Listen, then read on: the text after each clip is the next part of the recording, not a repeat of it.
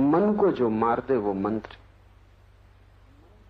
मन की जिससे मृत्यु घटित हो जाए वो मंत्र। और मन जब नहीं रह जाता तो तुम्हारे और शरीर के बीच जो सेतु है वो टूट जाता है। मन ही जोड़े हुए है तुम्हें शरीर से। अगर बीच का सेतु, बीच का संबंध टूट जाए तो शरीर अलग, तुम अलग हो जाते।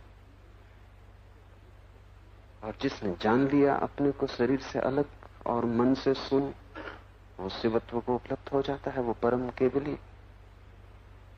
इसलिए मंत्र को समझ लें। मंत्र की परिभाषा जिससे सिर ही खो जाए, मन ना बचे। और ये जो परतें हैं शरीर की, मन की, इनको काटने की विधि, एक एक कदम बढ़ना जरूरी है और धैर्य रखना होगा, क्योंकि मंत्र बहुत धीरज का प्रयोग है। अधैर्य जिनके मन में बहुत ज्यादा है, उन्हें मंत्र से लाभ ना होगा, नुकसान हो सकता है। इसे पहले समझ लो, क्योंकि वैसे ही तुम काफी परेशान हो। मंत्र और एक नई परेशानी बन जाएगी अगर अधैर्य हुआ तो। मंत्र के साथ अत्यंत धैर्य चाहिए, अन्यथा उस झंझट में मत पड़ना। जैसे दवा को मात्रा में लेना होता है। ये मत सोचना कि पूरी बोतल इकट्ठी पी गए तो बीमारी अभी ठीक हो जाए। उससे बीमार मर सकता है, बीमारी ना मरेगी। उसे मात्रा में ही लेना। और मंत्र की मात्राएं बड़ी होम्योपैथिक हैं, बड़ी सूक्ष्म। तो बहुत धैर्य की जरूरत है, वो पहली जरूरत है। फल की बहुत जल्दी आकांक्षा मत करना, वो जल्दी आएगा भी नहीं, क्योंकि ये परम फल है। ये कोई मौसमी फूल नहीं है कि बोया और 15 दिन के भीतर आ गया। जन्म जन्म लग जाते हैं। और एक कठिन बात जो समझ लेने की वो ये है कि जितना धैर्य हो उतने जल्दी फल आ जाएगा, और जितना अधैर्य हो उतनी ज्यादा देर लग जाएगी। एक आदमी जा रहा था रास्ते से, उसका जूता उसे काट रहा था। जूता छोटा था, वो जूते को गालियां दे रहा था और बहुत परेशान था। नसरुद्दीन ने उससे पूछा कि मेरे भाई, इतना तंग जूता कहां से खरीदा? वो आदमी वैसे ही जला बुना था, वैसे ही क्रोध में था। उसने कहा, जूता कहां से खरीदा? इस झाड़ से तोड़ा है। नसरुद्दीन ने कहा, मेरे भाई थोड़ी देर रुक जाते तो पैर के नाप का तो हो जाता। कच्चा तोड़ लिया। मंत्र कभी कच्चा मत तोड़ना, नहीं तो बुरे फंस जाओ। जूते को तो कोई फेंक दे, मंत्र को फेंकना बहुत मुश्किल है, क्योंकि जूता तो बाहर है, मंत्र भीतर होता है। और अगर गलती से मंत्र में फंस गए तो निकालना बहुत मुश्किल हो जाता है। बहुत से धार्मिक लोग पागल हो जाते, उसका कारण है मंत्र में फंस गए, कुछ जल्दी कर ली तोड़ने की। फल पक नहीं पाया था, कच्चा ले गए। पक के तो फल बहुत मीठा हो जाता, कच्चा बहुत तिक्त होगा, बहुत कड़वा होगा, जहरीला होगा। पहली परत है शरीर। तो मंत्र का पहला प्रयोग शरीर से शुरू करना जरूरी है, क्योंकि वहीं तुम हो, वहीं से इलाज शुरू होगा। अगर तुमने वो परत छोड़ के मंत्र का इलाज शुरू किया तो बीमारी तुम्हारे रह जाएगी, मिटेगी नहीं। कल नहीं परसों कच्चा फल हाथ आएगा। ध्यान रखना, यात्रा वहीं से शुरू की जा सकती है जहां तुम खड़े हो। कहीं और से यात्रा की वो सपना है। तुम अभी शरीर हो, तो अभी मंत्र को शरीर से ही शुरू करना होगा। विधि को समझ लो। पहले 10 मिनट शांत बैठ जाना। शांत बैठने के पहले, क्योंकि शांत बैठना आसान नहीं, 5 मिनट नाचना, उछलना, कूदना, और दिल खोल के उछलना, कूदना, नाचना, ताकि शरीर के भीतर रग रग, रेसे रेसे में जो रेस्टलेसनेस, वो जो बेचैनी है, वो निकल जाए। तभी तुम 10 मिनट शांति से बैठ पाओगे। शांति से बैठने के लिए ये जरूरी रेचन। 10-5 मिनट जितना तुम्हें ठीक लगे, जितनी तुम्हारी बेचैनी हो उस हिसाब से तुम नाचना, कूदना, डोलना, शरीर को सब तरफ से हिलाना, ताकि 10 मिनट शरीर हिलने की आकांक्षा ना करे, उसकी हिलने की तृप्ति कर देना। 10 मिनट शरीर को हिलाना, डुलाना, नाचना, कूदना, दौड़ना, फिर बैठ जाना, और फिर बैठ जाना बिल्कुल। फिर 10 मिनट अब शरीर ना हिले। आंख आधी खुली रखना, और उचित होगा कि प्रयोग खुले में मत करना, बंद में करना। छोटा कमरा हो, बंद हो, और बिल्कुल खाली हो, वहां कोई भी चीज ना हो। इसलिए मंदिर, मस्जिद या चर्च बहुत अच्छा है, जहां कुछ भी नहीं, कोई सामान नहीं। या घर में एक कोना साफ कर लेना जहां कुछ भी नहीं। वहां देवी देवताओं को भी मत रखना, वो भी उपद्रव, वहां बिल्कुल खाली कर देना। बस खालीपन ही एकमात्र परमात्मा है, बाकी सब चीजें मन का ही खेल। कमरे को बिल्कुल खाली रखना, जितना शून्य हो उतना अच्छा, क्योंकि इसी शून्य की भीतर तलाश। ये कमरा तुम्हारे भीतर शून्य का प्रतीक हो, और छोटा हो क्योंकि मंत्र में उसका उपयोग है, और खाली हो उसका भी उपयोग है। आंख आधी खुली रखना, क्योंकि जब आंख पूरी खुली होती है तो तुम दरवाजे पर खड़े हो अपने मकान के, पीठ मकान की तरफ, मुंह संसार की तरफ।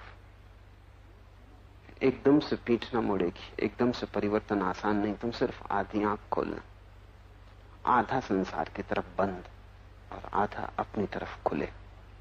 आधी आंख खुले होने का यही अर्थ है कि आधा संसार देख रहे हैं, आधा अपने को। यहीं से शुरू करना, और जल्दी की कोई आवश्यकता नहीं। आधी आंख जब खुली होती है तो तुम एक तंद्रा जैसी स्थिति अनुभव करोगे।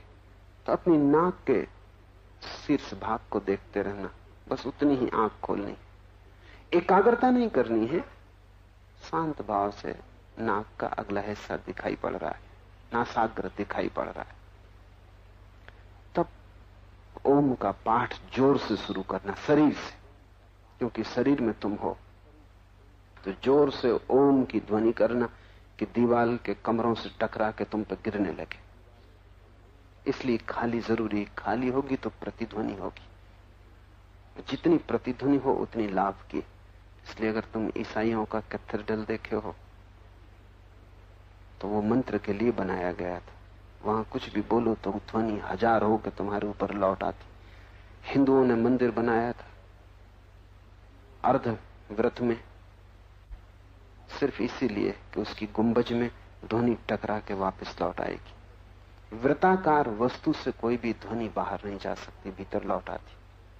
वो मंत्र के लिए था। तो तुम बैठ जाना, जोर से ओंकार, ओम ओम, जितने जोर से कर सको, क्योंकि शरीर का उपयोग करना है। तुम्हारा पूरा शरीर निमज्जित हो जाए ओम में। ऐसा लगने लगे कि तुमने अपनी पूरी जीवन ऊर्जा ओम में लगा दी, कुछ बचाया नहीं। जैसे इसी पर जीवन मरण टिका है, इससे कम में मंत्र पूरा नहीं होता। ऐसे धीरे धीरे मुर्दे की तरह कहते रहो, आधे आधे, उससे हल ना होगा। समग्र भाव से, जैसे कि इसी पर निर्भर है कि अगर तुमने पूरी तरह ओम कहा तो ही तुम बचोगे, अन्यथा मर जाओगे। दांव पर लगा देना। जैसे सिंहनाद होने लगे, आधी आंख खुली आधी बंद, जोर से ओम का पाठ। और ध्यान रखना जैसे कोई पत्थर फेंकता है शांत झील में, लहरें उठती हैं, चारों तरफ चली जाती। ऐसा जब तुम ओम कहोगे, तुमने एक पत्थर फेंका उस शांत शून्यता में कमरे की, चारों तरफ किरणें फैली, ध्वनि गई, टकराई, वापस लौटी। और तुम इतने जल्दी ओम कहना कि ओवरलैपिंग हो जाए, एक मंत्रोच्चार के ऊपर दूसरा मंत्रोच्चार हो जाए। ओम ओम ओम, 2 ओम के बीच जगह मत छोड़ना। पसीना पसीना हो जाना, सारी ताकत लगा देना। थोड़े ही दिनों में तुम पाओगे कि पूरा कक्ष ओम से भर गया। तुम पाओगे कि पूरा कक्ष तुम्हें साथ दे रहा है, ध्वनि लौट रही। अगर तुम कोई गोल कक्ष खोज पाओ तो ज्यादा आसान होगा। अगर गुंबद वाला कक्ष खोज पाओ तो और भी आसान होगा। बिल्कुल कुछ भी ना हो ताकि ध्वनि पूरी तरह तुम पर बरसने लगे। तुम्हारा शरीर एक स्नान से गुजर जाएगा और तुम पाओगे कि ऐसी शीतलता जल के स्नान से कभी भी नहीं मिलती। चारों तरफ से ओंकार तुम पर बरसने लगेगा, लौटने लगेगा। तुम्हारी ध्वनि वर्तुलाकार हो जाएगी। तुम पाओगे शरीर का रोआ रोआ प्रसन्न हो रहा है, रोए रोए से रोग झर रहा है, शांति स्वास्थ्य प्रगाढ़ हो रहा है। तुम हैरान होकर पाओगे कि तुम्हारे शरीर की बहुत सी तकलीफें अपने आप खो गई, क्योंकि ये बड़ा गहरा स्नान है और बड़ी गहराई तक इसकी पकड़ और पहुंच। शरीर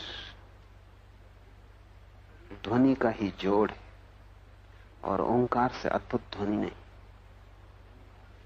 ये 10 मिनट ओंकार का उच्चार जोर से शरीर के माध्यम से, फिर आंख बंद कर लेना, ओंठ बंद कर लेना, जीभ तालू से लग जाए इस तरह मुंह बंद कर लेना कि बिल्कुल बंद है, कोई जगह ना बची, क्योंकि अब जीभ का उपयोग नहीं करना, ओंठ का उपयोग नहीं करना। दूसरा कदम है 10 मिनट तक अब ओम का उच्चार करना भीतर मन में। अभी तक कक्ष था चारों तरफ, अब शरीर है चारों तरफ। अभी तक मकान के भीतर थे तुम, अब शरीर मकान है। दूसरे 10 मिनट में अब तुम अपने भीतर मन में ही गुजाना, ओंठ का, जीभ का, कंठ का कोई उपयोग ना करना, सिर्फ मन में ओम ओम। लेकिन गति वही रखना, तीव्रता वही रखना। जैसे तुमने कमरे को भर दिया था ओंकार से, ऐसे ही अब शरीर को भीतर से भर देना ओंकार से, कि शरीर के भीतर ही कंपन होने लगे, ओम दोहरने लगे पैर से लेकर सिर तक। और इतनी तेजी से ये ओम करना है जितनी तेजी से तुम कर सको, और 2 ओम के बीच जरा भी जगह मत छोड़ना, क्योंकि मन का एक नियम है कि वो एक साथ 2 विचार नहीं कर सकता। एक साथ 2 विचार असंभव है।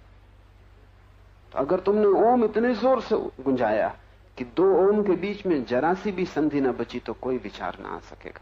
अगर जरा सी संधि बची तो विचार आ जाएगा, उसी संधि में से जगह बना लेगा। तो संधि मत छोड़ना, संधि शून्य उच्चार। इसकी भी फिक्र न करना कि एक ओम पे दूसरा चढ़ा जा रहा है, जैसे कभी मालगाड़ी टकरा जाती, एक डब्बे के ऊपर दूसरा डब्बा हो जाता। ऐसा तुम ओम को एक दूसरे के ऊपर हो जाने देना, जगह बीच में मत छोड़ना। और ध्यान रखना, शरीर का उपयोग नहीं करना इसमें। आंख इसलिए बंद कर ली, शरीर स्थिर है, मन में ही गूंज करनी।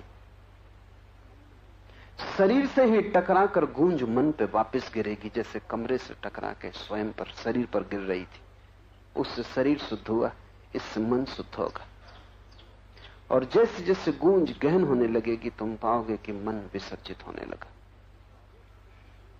एक गहन शांति जैसी तुमने कभी नहीं जानी, उसका स्वाद मिलना शुरू हो जाएगा। 10 मिनट तक तुम भीतर गुंजार करना, और 10 मिनट के बाद गर्दन झुका लेना कि तुम्हारी दाढ़ी छाती को छूने लगे। 2-4 दिन तकलीफ भी मालूम होगी गर्दन में, उसकी फिक्र मत करना, वो चली जाएगी। तीसरे चरण में दाढ़ी छूने लगे, जैसे गर्दन कट गई, उसमें कोई जान न रही। और अब तुम मन में भी गुंजार मत करना ओम का, अब तुम सुनने की कोशिश करना। जैसे ओंकार हो ही रहा है, तुम सिर्फ सुनने वाले हो, करने वाले नहीं, क्योंकि मन के बाहर तभी जा सकोगे जब कर्ता छूट जाएगा। अब तुम साक्षी हो जाना। अब तुम गर्दन झुका के ये कोशिश करना कि भीतर ओंकार चल रहा है, मैं उसे सुनूं। गालिब का बहुत प्रसिद्ध वचन है, दिल के आईने में है तस्वीर यार, जब जरा गर्दन झुकाई देख ली। वो गर्दन झुकाना जरूरी। जैसे ही गर्दन झुकती है, दिल का आईना सामने आ जाता, और उस परम प्रिय की तस्वीर वहां, प्रतिबिंब वहां है। लेकिन गर्दन झुकाना तुम्हें नहीं आता। तुम तो गर्दन अकड़ा के चलते हो। जहां गर्दन झुकाने की बात आई वहीं तुम और तन जाते हो। तुम अगर परमात्मा को खो रहे हो तो सिर्फ एक अकड़ से कि तुम गर्दन झुकाने को राजी नहीं, समर्पण की तुम्हारी तैयारी नहीं। ये तो प्रतीक है गर्दन को लटका देना जैसे कट गई, ताकि तुम झुक सको। और जैसे ही गर्दन झुकती भीतर देखना आसान हो जाता, जैसे ही गर्दन झुकती विचार मुश्किल हो जाते। अब तुम सुनने की कोशिश करना। अभी तक तुम मंत्र का उच्चार कर रहे थे, अब तुम मंत्र के साक्षी बनने की कोशिश करना और तुम चकित होगे कि तुम पाओगे कि भीतर सूक्ष्म उच्चार चल रहा है। वो ओम जैसा है, ठीक ओम नहीं है क्योंकि भाषा में उसे लाना कठिन, ठीक ओम जैसा है। तुम अगर शांति से सुनोगे तो अब वो तुम्हें सुनाई पड़ेगा। शरीर से तुम हट गए। पहले मंत्र के प्रयोग ने तुम्हें शरीर से काट दिया, दूसरे मंत्र के प्रयोग ने तुम्हें मन से काट दिया। अब तीसरा मंत्र का प्रयोग साक्षी भाव का है। तो 2 चरण तो तुम मंत्र करोगे, तीसरे चरण में तुम मंत्र को सुनोगे, श्रावक बनोगे, साक्षी बनोगे। 2 तक करता रहोगे क्योंकि शरीर और मन कर्तृत्व का हिस्सा है, और तीसरा चरण साक्षी भाव का है। तो तीसरे चरण में तुम सिर्फ सुनना। शरीर कटा, मन कटा, तब तुम बच गए। प्याज के छिलके अलग हुए, अब सिर्फ शुद्ध अस्तित्व बचा, वही शिवत्व है। और एक बार इसका स्वाद आ जाए तो फिर तुम जल्दी जल्दी जाने लगोगे, फिर स्वाद ही खींचने लगेगा, फिर स्वाद एक मैग्नेट बन जाता है। मैं सदा जोर देता हूं कि प्रत्येक ध्यान के पहले रेचन जरूरी। रेचन तुम्हें सहयोगी होगा। 10 मिनट दौड़ लो, कूद लो, उछल लो, सारी ऊर्जा जो जम गई है उसे फेंक दो, फिर बैठ जाओ। जैसे तूफान के बाद शांति आ जाती, ऐसे रेचन के बाद शरीर हल्का हो जाता है, उसकी बेचैनी खो जाती। पर वो भूमिका है, वो कोई चरण नहीं। वो मकान के बाहर की सीढ़ी, मकान के भीतर असली यात्रा तो शुरू होती 10 मिनट ओंकार की ध्वनि शरीर से, 10 मिनट ओंकार की ध्वनि मन से, 10 मिनट ओंकार की ध्वनि तुम्हें नहीं करनी, वो अस्तित्व में हो ही रही है, तुम्हें सिर्फ सुननी। तुम ओम का प्रयोग करना। और इस भांति जैसा मैंने कहा, 3 महीने तुम चिंता मत करना कि क्या परिणाम आ रहे। तुम परिणाम की विचार ही मत करना, तुम सिर्फ किए जाना। तुम सोचना ही मत कुछ हो रहा है कि नहीं हो रहा, अभी तक हुआ कि नहीं। तुम 3 महीने तक सोचना ही मत। तुम एक तारीख तय कर लेना कि 3 महीने फला तारीख को लौट के सोचेंगे कुछ हुआ कि नहीं, तब तक नहीं सोचेंगे फल को। 3 महीने धैर्य से किया, बड़े मीठे रस से भर जाएंगे, जिसको कबीर ने गूंगे का गुड़ कहा है। और एक बार वो गुड़ स्वाद में आ जाए फिर कोई कठिनाई नहीं, फिर तुम जहां हो ठीक हो, तुम जो कर रहे हो ठीक हो, फिर संसार स्वप्नवत हो जाता है। जीवन एक अभिनय से ज्यादा नहीं रह जाता, तुम साक्षी हो जाते। तुम्हारा साक्षित्व ही शिवत्व है।